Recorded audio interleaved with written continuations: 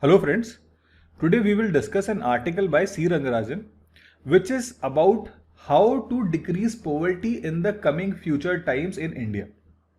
So this article is also having some important terms like incremental capital output ratio and gross fixed capital formation. We will also be discussing these terms in the coming few minutes.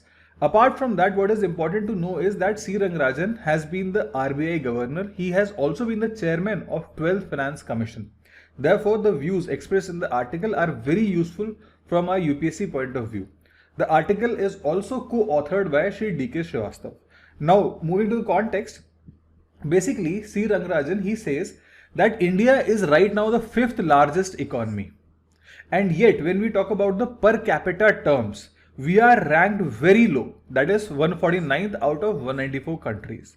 What is per capita income? Per capita is basically how much an average Indian earns in an year. So basically, if we want to get it, we have the national income and then we divide it by the population. That is how we arrived at the per capita income. So basically, what is the income of an average Indian? Now he says that today the income of an average Indian, that is the PCI, per capita income, today is $2379. But if we want to increase it by 6 times so that we can dent the poverty which is existing today over the next 25 years, then we need to take certain steps.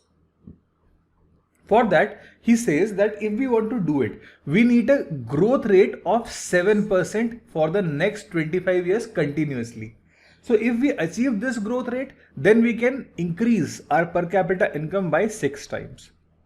And for that, for having this growth rate, we need to have an investment of almost 28% per year.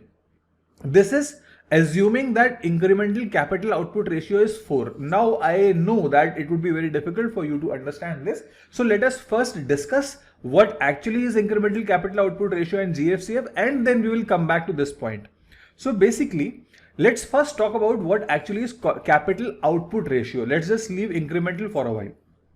See, capital output ratio simply means that to achieve 1% of growth rate, how much investment is required in an economy.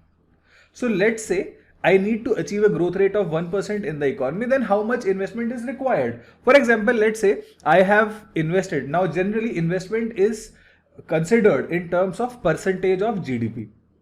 So let's say I have invested 40% of my GDP in the economy in the last year. On the basis of that, the growth rate which has been achieved in the last year is 10%. So then what is the capital output ratio, that is COR? We simply divide the investment by the growth rate. That is, it is 40 upon 10 is equal to 4. So that is, now if I invest 32% of GDP in my economy, then how much growth rate will I achieve? If capital output ratio is 4, then I will simply divide it by 4 and what I will achieve is 8%. I input 20% investment, I make 20% of the GDP. Then again, how much growth will I make? 20 by 5, that 20 by 4, that is 5%. So simply, how much amount of investment is required to increase the output by 1 unit or by 1%, that is actually called as capital output ratio. Now here, what is important is that now C. Rangarajan, as he says, 7% growth rate is required. So what we will do? Now, how much investment on the basis of this is required? So assuming that the capital output ratio is 4, we get 28% investment. That is 7 into 4 is equal to 28. The only problem with this equation is that growth rate is not merely a component of investment. There are other factors also. There is not just a single factor, that is whatever you invest, that is the growth rate you achieve. That is not true. Why? Because we saw the example of COVID also. In COVID, we saw that even if we had invested 100% of GDP in the economy, still the growth rate would have been negligible. Why? Because nobody was producing anything. Factories were closed, people were sitting at homes. So how could there be a growth rate when no one is producing anything? So it is not just investment on which growth rate depends. It also depends on other factors. For example, there are some years in which growth rate is very high, in which economy is growing very fast. So in those days, what will happen? You require lesser investment to achieve more growth. If economy is already growing very fast, you invest 10 rupees, economy will grow, let's say 5%.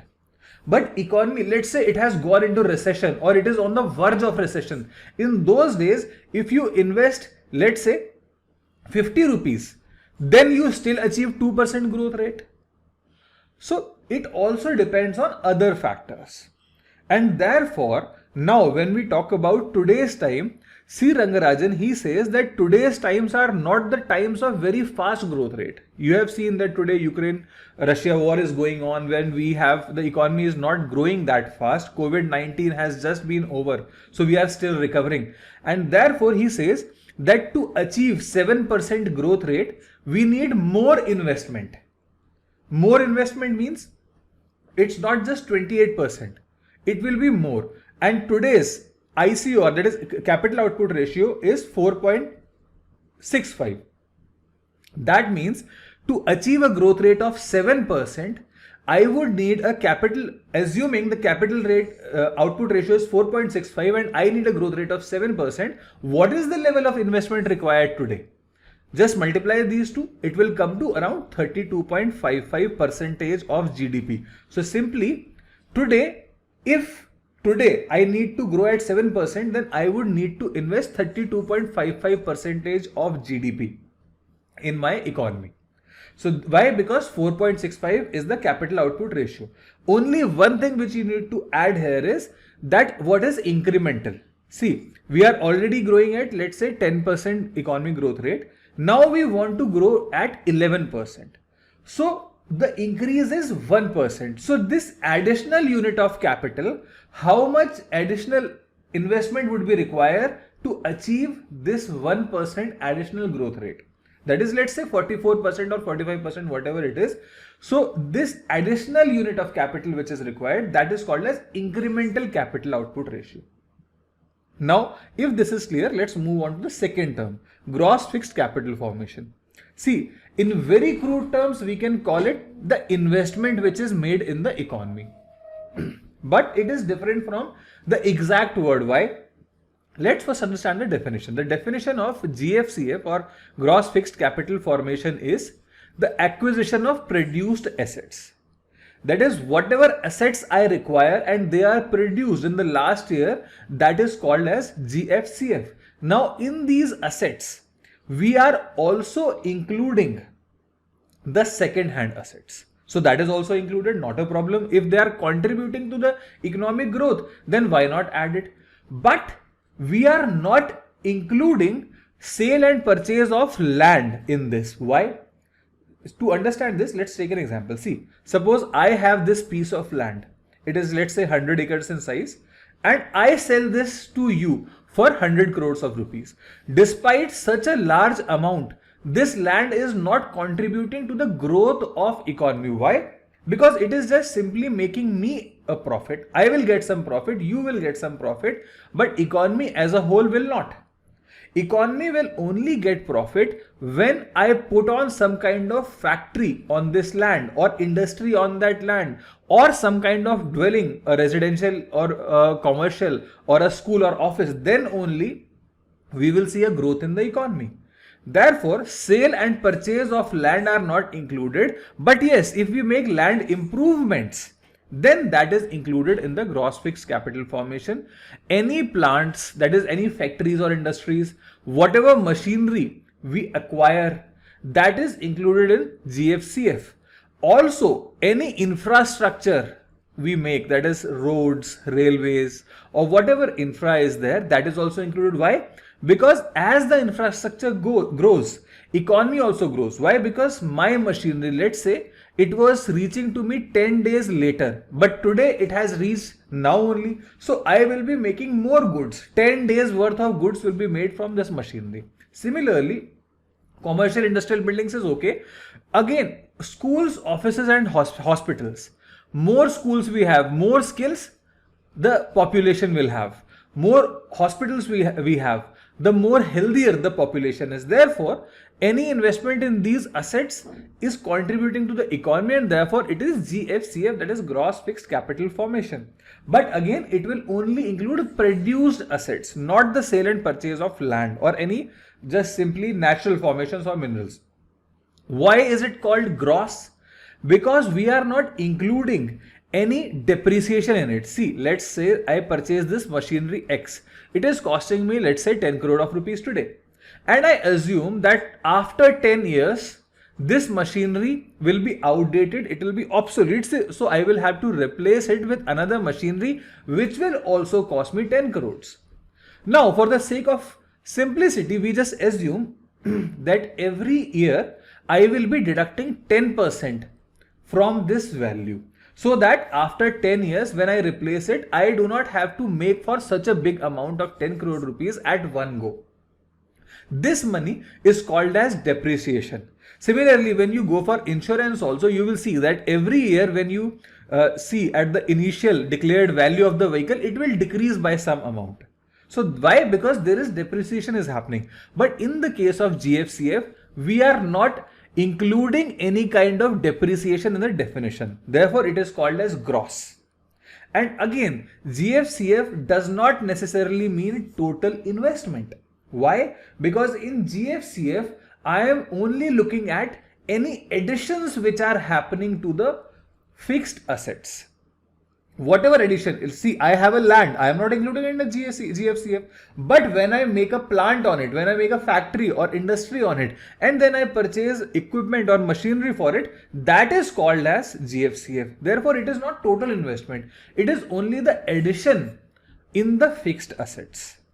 Now, if you have understood it, then please answer my question. My question is whether GFCF is a stock variable or is it a flow variable? If you have understood this concept, then it would be very easy for you to answer this question. Please answer this so that I can know the level of your understanding. Please mark it in the comment section. Now, on the basis of our discussion, now we know that this capital output ratio, which was earlier 4, it has now increased to 4.65, and therefore to achieve a growth rate of 7%, we'll just need to multiply this number to 7%, and we will be needing a growth rate of 32.55%. And that is what this author says in this article. In fact, he goes on to say that today we are achieving a gross fixed capital formation rate, GFCF rate, of almost 29.2% of GDP. It was there in 2022-23. So therefore, it is not a very big thing. We are not expecting any astronomical number here. We are just saying it to increase, and we are saying that even if we continue with this number, then also we can expect a good increase in the per capita income. But the author says that we cannot be dependent only on the government. Public investment has definitely picked up. We are seeing the development of roads, railways. Public investment is there. Government is investing. But private sector also has to invest. Be it the corporates, be it the other sectors, that is NGOs and other sectors, they also, their investment must also increase in the country, so that tomorrow we will see that if there is any growth rate which needs to be achieved, it will also require private effort. Apart from that, apart from the private sector's investment, we will also require the investment in proper sectors. We cannot just invest our hard-earned money in sectors which are obsolete, which are not growing anymore. We need to invest it in sectors which are crucial to the growth and which promote employment generation in the country. Now, when we understand what we have to do to get out of poverty, now let us understand what are the factors or threats to this growth. There are global issues also, that is international issues also, there are domestic issues. Let's first discuss the global issues. Ukraine-Russia conflict. See, Ukraine-Russia conflict has done two major things. First of all, it has disrupted the supply chains which are existing. So for example, oil supply to the world, Russia was a very important oil and natural gas supplier, but now its supplies have been disrupted. In fact, India is actually reaping the dividends of this. India is getting the profits because India is getting this oil at a cheap rate. But then again, the global economy will definitely slow down because of the lack of availability of oil. Similarly, we also see that apart from oil, there are other factors like defense equipment, spare parts, which Russia is not able to supply. But one another important factor is the peaceful environment. To grow at a handsome rate, any economy, including world economy, requires a peaceful environment. If the environment is peaceful, law and order is not an issue, the defense investments or defense budgets are lesser, then the countries can focus on developing, they can invest their money in industries, factories, and the economy in general. But since Ukraine-Russia conflict is there, environment is not peaceful anymore, and therefore we can see that there will be a certain decrease in the economic growth rate of world economy. So this is the first point, Ukraine-Russia conflict. Secondly, protectionism. What do we mean by protectionism? See, initially, when the countries of third world, that is Asian, South Asian countries and African countries, when they got independent in 40s, at that time we saw a promotion of free trade deal. That is, free trade was considered as the buzz mantra at that time. People were saying, that is Western developed nations, they used to say that we need to decrease the tariffs, we need to decrease the custom duties, we need to decrease the non-tariff barriers. That is, you should not impose any kind of quotas on product imports, you should not be importing any kind of licenses on the product imports, just let the trade grow free. There should be no tariffs, no barriers. But now, and in fact we saw that in 90s also, growth, in fact the eastern economies, which we are calling tiger economies, that is China also, we saw South Korea also, these countries, they grew through exports. They reaped the benefit of this free trade. In fact, World Trade Organization was also made at this time to promote free trade and lower barriers.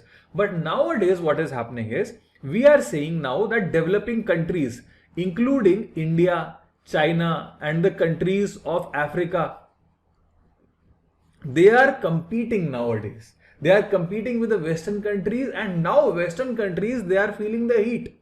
They are seeing that the products which are being made by the third world countries, they are cheaper. And therefore, these products are flooding their internal markets. And therefore, they are out of employment. Their people are out of employment. And now they are imposing barriers. The countries who were advocating free trade at one time, now they are imposing barriers. And therefore, we see that now the conditions are not appropriate for exports. Protectionism is growing, tariffs are being imposed, and this is yet another problem in the growth story which India and other developing countries were set to achieve. Now let us come to the domestic issues, the strategy of development. See, we have already discussed exports-led strategy is not an option anymore. It was for China, South Korea, East Asian economies like Taiwan, but nowadays it is not anymore an option. Protectionism is now growing. So we have to focus on the domestic sectors. For example, we have to focus on agriculture. India is a predominantly agricultural country, but still we need to focus more on allied activities, just like processing. So if you are selling or if you are exporting tomatoes, don't do it. Process it. Instead, export tomato ketchup or tomato puree, which will fetch you more revenue. Again, if you are exporting milk, don't do that. Export cheese, export ghee, which will fetch you more money. So basically, the focus should be now on agriculture and allied sectors. We should be increasing the manufacturing, and we should also be increasing our strength in services. We are already very strong in services, but we need more. That is okay. We can go for exports.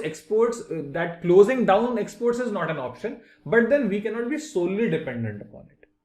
Second important aspect is new technologies. See, new technologies are coming on. Artificial intelligence. This is another technology which is growing very fast. The only problem is that many experts, they are saying that artificial intelligence can be something which will lead to jobless growth.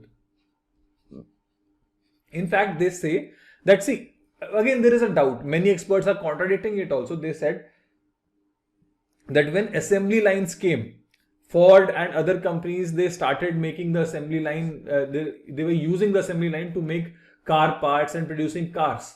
At that time, everyone said that now jobs are over, machines will be producing everything. Then Swiggy and Zomato came, internet revolution came, and everyone said that restaurants will be out of business. But then today we see that there are so many delivery boys and jobs are now getting more and more. So we don't know for sure. The only thing is that experts are predicting that output will definitely increase, productivity will definitely increase, but artificial intelligence may threaten jobs and employment in the global economy. So we need to be ready. We need to reorient our education system to impart skills which will be required in the future. We need to identify the sectors which will be having labor intensive growth so that we can absorb our population, that our demographic dividend into these sectors. Third important aspect is environment. See, we have seen that environment, why is it a factor itself? See, environment, we are seeing nowadays that there is a call for low carbon growth. We need to decrease the input or consumption of fossil fuels. Now, actually, in reality, the expectation was that the Western developed countries will bear the brunt of this low carbon growth and we will not be affected because we are not historically the polluters. We are the victims. But then Western countries won't be doing that. The plain reality is Western countries will be shying away from their responsibilities. So ultimately, India and such other countries will definitely be having some of the issues they will be facing, and we can say that tomorrow we will need to go for a low carbon growth. So ourselves also, we will have to decrease our growth in such a manner. Either we will have to replace the fossil fuels or we will have to shift this burden so that the growth is still there, but it is low carbon. In fact, we expect that growth rate will not be 8% because of this low carbon growth. Therefore, we will see that 8% growth rate will not be achievable. But still, even if we get 6 to 7%, that is also okay. That is what C. Rangarajan says here. The next point is basic income. See, there is so much uncertainty in global economy. Why uncertainty? We are seeing COVID-19, rise of COVID. We are also seeing wars like Russia-Ukraine conflict is there. India, China are fighting on Galwan. We are seeing Taiwan. Taiwan is also under threat from China.